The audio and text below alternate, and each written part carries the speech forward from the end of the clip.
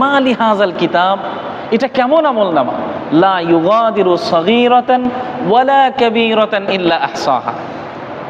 এটা এমন এক আমলনামা যেখানে ছোট থেকে ছোট, ক্ষুদ্র থেকে ক্ষুদ্র কোনো কিছুই লিখতে বাদ রাখেনি, এবং বড় থেকে কোনো বড় জিনিসও এখানে লিপিবদ্ধ করতে বাদ রাখেনি, সবই এখানে লিখে রাখা হয়েছে। এই জন্য আমাদের প্রত্যেকটা পদক্ষেপ, চলনে বলনে, উঠা বসা, যা কিছু হোক না কেন, আমাদের আদর্শ আমল সব কিছু যেন মেপে মেপে হয়। আমরা যেন একবারে অবুঝের মতো, একবারে পাগল উন্মাদের মতো যেন দুনিয়াতে চলাফেরা না করি। কারণ আমি কি বলতেছি, আমার জমানের প্রত্যেকটা শব্দ, প্রত্যেকটা কথা কিন্তু লিপিবদ্ধ হয়ে যাচ্ছে। মা ইয়ালফিযু মিন কাউলিন ইল্লা লাদাইহি রাকীবুন আতীদ।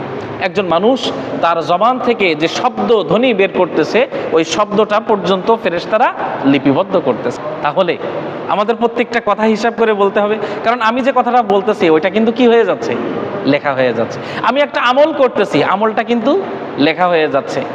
আমি কারোর সাথে দুর্ব্যবহার করতেছি, ওটা কিন্তু আমার আচরণটা লিপিবদ্ধ হয়ে যাচ্ছে। এই জন্য প্রত্যেকটা কাজ হিসাব করে করে করা, পা ফেলানো হিসাব করে পা ফেলানো, কারোর সাথে কথা বলা হিসাব করে কথা বলা, সব কিছুতে একটা মানদণ্ড থাকবে, একটা পরিমাপ থাকবে। পরিমাপ ছাড়া যদি আমি আমার জীবনযাপন করি, তাহলে হাসরের ময়দানে কিন্তু আমি অত্যন্ত বিপদে পড়ে যাব।